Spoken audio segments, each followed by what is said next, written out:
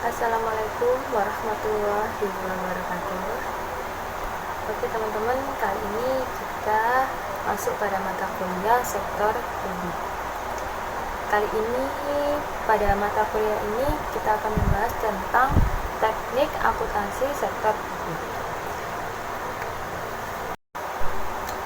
Sebelum itu, perkenalkan kelompok kami yang beranggotakan 4 orang. Yang pertama, saya sendiri, Nur Afni Hidayati, NIM 19030205. Lalu ada Christine Fadilah, NIM 19030271. Lalu ada Robiatul Adawiyah, NIM 19030270. Ada Grindra Asta, NIM 1903022128. Yang pertama, kita akan membahas tentang pengertian akuntansi. Akuntansi itu apa sih? Akuntansi merupakan kegiatan jasa yang berfungsi menyediakan informasi keuangan suatu badan usaha tertentu. Informasi ini disajikan dalam laporan keuangan dan terdiri dari neraca, laporan laba rugi, laporan laba ditahan, laporan perubahan posisi keuangan, serta catatan atas laporan keuangan. Oke, selanjutnya adalah kebijakan akuntansi atau accounting policy. Dalam IPSAS atau International Public Sector Accounting Standard nomor 1, paragraf 37 disebutkan bahwa manajemen harus memilih dan menerapkan kebijakan akuntansi entitas dan meyakinkan bahwa laporan keuangan telah memberikan informasi. Memberikan informasi apa saja? Yang pertama adalah relevan. Dengan mengambil keputusan bagi para pemakai, informasi yang relevan harus mempunyai seperangkat standar yang jelas dan tujuan akuntansi yang berdasarkan pada konsep-konsep yang jelas serta dapat diterima secara umum. Ini yang relevan. Yang kedua ini ada reliable. Apa sih reliable? Atau yang disebut dapat dipercaya, yang berarti informasi ini harus apa saja? Yang pertama, disajikan secara cepat dalam hal kinerja dan posisi keuangan entitas. Lalu, mencerminkan substansi ekonomi atas kejadian-kejadian dan transaksi-transaksi dan tidak hanya bentuk formalitasnya saja. Lalu, netral yang berarti bebas dari bias dan kesalahan. Lalu, kehati-hatian dan lengkap dalam semua hal yang material. Materi berikutnya adalah karakteristik laporan keuangan. Dalam lampiran IPSAS nomor 1 telah menyajikan karakteristik kualitatif agar laporan keuangan menjadi informasi yang lebih berguna bagi para pemakai laporan keuangan. Karakteristik kualitatif tersebut terdiri atas understandability, relevance, reliability, and comparability. Yang pertama ada dapat dimengerti atau understandability. Maksudnya adalah informasi harus dapat dimengerti oleh para pemakai laporan keuangan. Dengan demikian, para pemakai laporan keuangan diharapkan dapat dimengerti atau memahami artinya. Untuk tujuan ini, para pemakai laporan keuangan diasumsikan mempunyai pengetahuan atas aktivitas dan lingkungan entitas yang beroperasi dan mau mempelajari informasi tersebut. Kemudian yang kedua ada relevance. Maksudnya adalah informasi yang relevan bagi para pemakai laporan keuangan sehingga informasi dapat digunakan untuk mengevaluasi masa lalu, masa sekarang, dan masa yang akan datang. Informasi yang relevan adalah informasi yang disajikan dengan tepat waktu. Kemudian nomor 3 ada materiality. Maksudnya adalah informasi yang relevan dipengaruhi oleh sifat dan materialnya. Informasi dikatakan material jika salah saji laporan keuangan dapat mempengaruhi pengambilan keputusan bagi para pemakai laporan keuangan. Yang keempat ada reliability. Maksudnya adalah informasi yang reliable atau dapat dipercaya merupakan informasi yang bebas dari bias dan kesalahan material. Kemudian yang kelima ada faedah representation.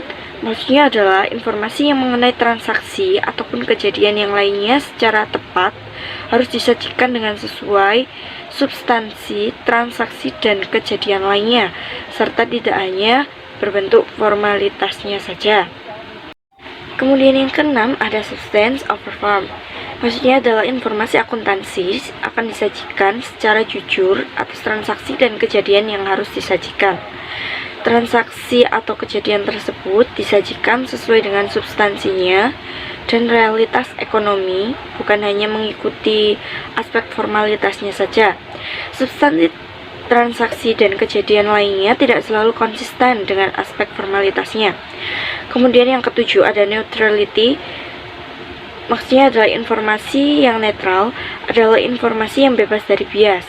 Laporan keuangan dikatakan tidak netral jika informasinya telah dipilih dan dirancang untuk mempengaruhi pengambilan keputusan agar dapat mencapai hasil yang telah ditetapkan sebelumnya. Kemudian nomor 8 ada prudence. Maksudnya adalah kehati-hatian merupakan pelaksanaan pertimbangan yang memerlukan pembuatan estimasi menurut kondisi ketidakpastian seperti aktiva dan pendapatan yang tidak dinilai terlalu tinggi atau overstate, dan kewajiban atau beban yang tidak dinilai terlalu rendah atau understate. Yang kesembilan adalah completeness. Maksudnya adalah informasi laporan keuangan harus disajikan secara lengkap dengan batasan materialitas dan biaya. Kemudian yang terakhir adalah comparability. Maksudnya adalah informasi dalam laporan keuangan dapat dibandingkan ketika para pemakai laporan keuangan mampu mengidentifikasi kesamaan dan perbedaan antara informasi tersebut dengan laporan keuangan lainnya. Perbandingan tersebut dapat meliputi yang pertama adalah perbandingan laporan keuangan dengan entitas yang berbeda, dan yang kedua adalah perbandingan laporan keuangan atas periode waktu yang sama. Selanjutnya adalah basis akuntansi. Basis akuntansi yang sering digunakan dalam laporan keuangan pemerintah adalah basis kas untuk mengikuti pendapatan, belanja, dan pembiayaan dalam proses realisasi anggaran. Sementara itu, basis accrual digunakan untuk pengakuan aset, kewajiban, dan ekuitas dalam neraca. Kemudian, basis kas untuk laporan realisasi anggaran berarti bahwa pendapatan diakui pada saat kas diterima di rekening kas umum negara, daerah, ataupun entitas pelaporan. Belanja diakui pada saat kas dikeluarkan. Entitas berarti aset, kewajiban, dan ekuitas dana diakui dan dicatat pada saat terjadinya transaksi tanpa memperhatikan saat kas diterima atau dibayar. Kemudian selanjutnya adalah entitas pelaporan yang menyajikan laporan kinerja keuangan, menyelenggarakan akuntansi dan penyajian laporan keuangan dengan menggunakan basis accrual sepenuhnya, baik dalam pengakuan pendapatan, belanja, dan pembiayaan, maupun dalam pengakuan aset, kewajiban, dan ekuitas dana. Meskipun demikian, penyajian laporan realisasi anggaran harus tetap berdasarkan basis kas. Selanjutnya ada prinsip-prinsip dasar akuntansi.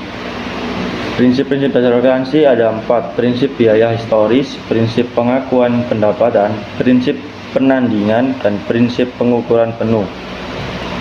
Selanjutnya ada teknik akuntansi keuangan sektor publik. Terdapat beberapa teknik akuntansi keuangan yang dapat adopsi sektor publik, yaitu yang pertama akuntansi anggaran, yang kedua akuntansi komitmen, yang ketiga akuntansi dana, yang keempat akuntansi kas, dan kelima akuntansi aktual. Akuntansi anggaran. Akuntansi anggaran adalah mengacu pada praktik yang dilakukan oleh banyak organisasi sektor publik. Jadi khususnya pemerintah dalam upaya menyajikan akun-akun operasinya dengan menggunakan format yang sama dengan anggarannya. Tujuan praktik ini adalah untuk menekankan peranan anggaran dalam siklus perencanaan, pengendalian, dan pertanggungjawaban. Selanjutnya ada akuntansi komitmen. Akuntansi komitmen, komitmen accounting dapat digunakan bersama baik dengan basis akuntansi, kas maupun akrual. Akuntansi komitmen ini dapat menjadi sangat penting terutama bagi pemegang anggaran. Akuntansi komitmen mengakui transaksi ketika organisasi telah memiliki komitmen untuk melaksanakan transaksi tersebut. Ini berarti bahwa transaksi tidak diakui ketika ada penerimaan atau pengeluaran kas. Juga bukan pada faktur diterima atau dikirimkan, namun pada saat yang lebih awal, yaitu pada saat pesanan dibuat atau diterima. Slide selanjutnya yaitu ada kritik atas akuntansi komitmen. Fungsi utama dari akuntansi komitmen adalah dalam kontrol anggaran. Gagasannya adalah bahwa akun-akun bulanan yang mencatat hanya faktur yang diterima atau dibayar, memberikan hanya sedikit nilai terhadap proses pengambilan keputusan. Jadi, agar manajer dapat mengendalikan anggaran mereka perlu mengetahui seberapa besar anggaran yang telah menjadi komitmen dalam hubungan dengan pesanan yang dibuat.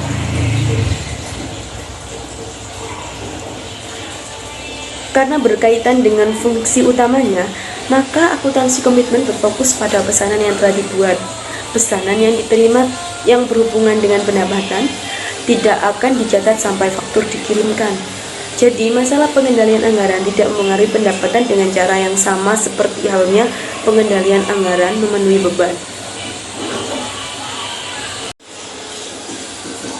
Yang ketiga ada akuntansi dana. Sumber daya keuangan berupa dana yang disediakan untuk digunakan oleh organisasi nirlaba atau institusi pemerintah biasanya mempunyai keterbatasan penggunaan, dalam arti dana-dana tersebut dibatasi penggunaannya untuk tujuan atau aktivitas tertentu yang terkadang merupakan syarat dari pihak eksternal yang merupakan penyedia dana.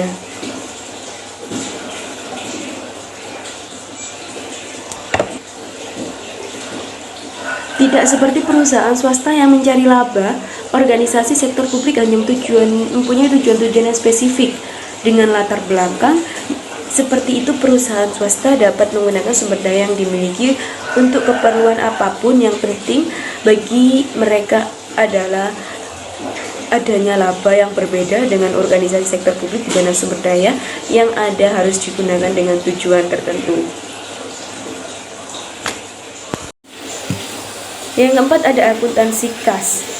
Penerapan akuntansi kas, pendapatan dicatat pada saat kas diterima dan pengeluaran dicatat pada saat kas dikeluarkan.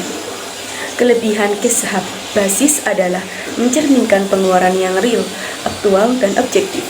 Namun GAAP tidak membenarkan pencatatan dengan dasar kas karena tidak dapat mencerminkan kinerja yang sesungguhnya. Dengan kas basis, tingkat efisiensi dan efektivitas suatu kegiatan, program, aktivitas tidak dapat diukur dengan baik.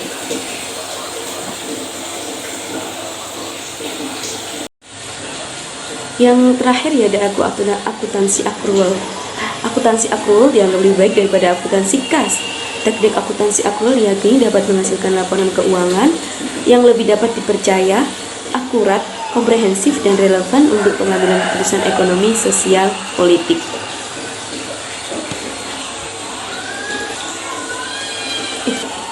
Akuntansi berbasis akrual membedakan antara penerimaan kas dan hak untuk mendapatkan kas, serta pengeluaran kas dan kewajiban untuk membayarkan kas. Oleh karena itu, dengan sistem akrual, pendapatan dan biaya diakui pada saat diperoleh atau terjadi tanpa memandang apakah kas tersebut diterima atau dikeluarkan. Beberapa kasus menunjukkan bahwa reformasi ke arah accrual basis ternyata tidak seluruhnya menjamin keberhasilan.